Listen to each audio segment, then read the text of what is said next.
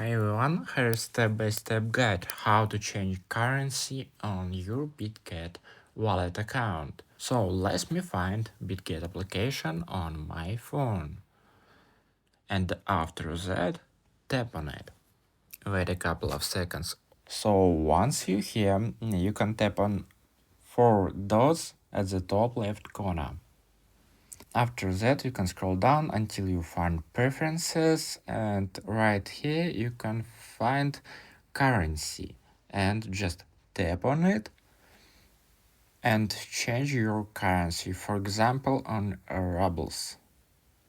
And after that, if I return on the main page, as you can see, my currency successfully changed. That's it. Please consider subscribe to our channel and give it a thumbs up. And also you can watch this new video or this playlist about BitGet Wallet account. And see you next time.